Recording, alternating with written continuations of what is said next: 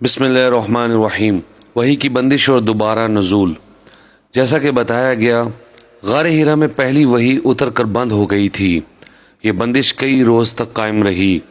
اس کی وجہ سے نبی صلی اللہ علیہ وسلم کو سخت رنج و ملال ہوا، لیکن مصلحت الہی اسی میں تھی، کیونکہ اس طرح خوف جاتا رہا، معاملے کی نوعیت کو سمجھنے کا موقع ملا، اور دوبارہ وحی کی مشقت جھیلنے کے لیے صرف یہی نہیں کہ طبیعت آمادہ ہو گئی، بلکہ ایک گونا شوق و طلب بھی پیدا ہوئی، اور آپ صلی اللہ علیہ وسلم دوبارہ وحی آنے کا انتظار فرمانے لگے۔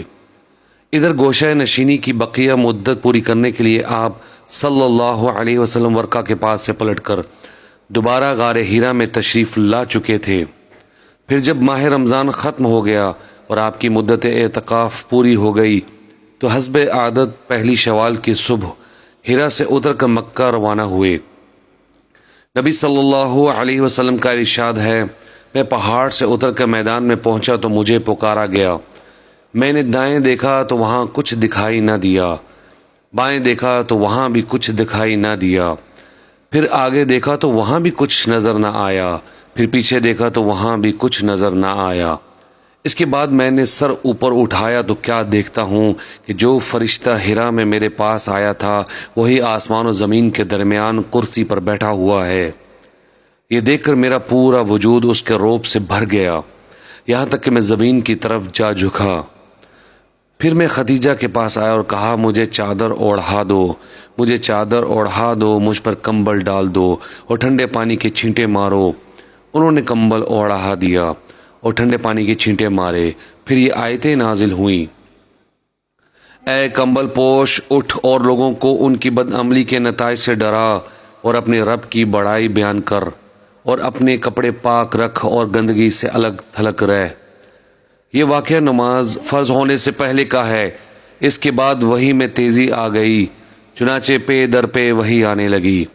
ان آیات سے آپ کی رسالت شروع ہوئی۔ آپ کی یہ رسالت آپ کی نبوت کے اتنے دنوں بعد شروع ہوئی جتنے دنوں وحی بند رہی تھی۔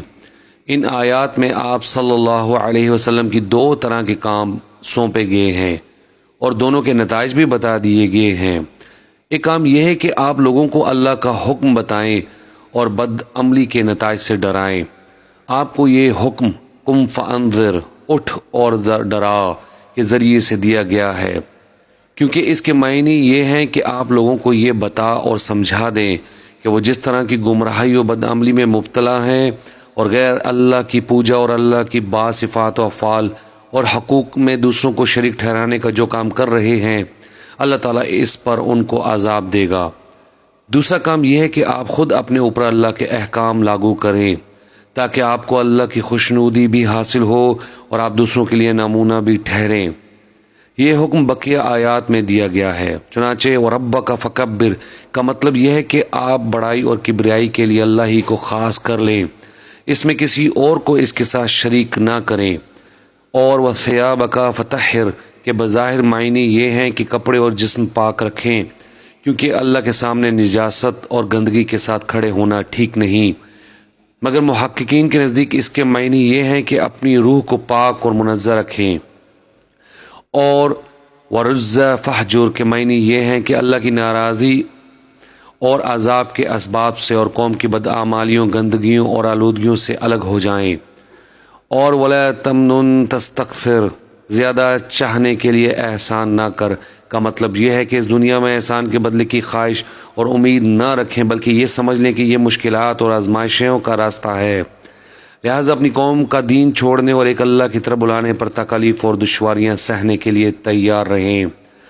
اور وَلِرَبِّكَ فَاصْبِرْ، اپنی رب کے لیے صبر کر۔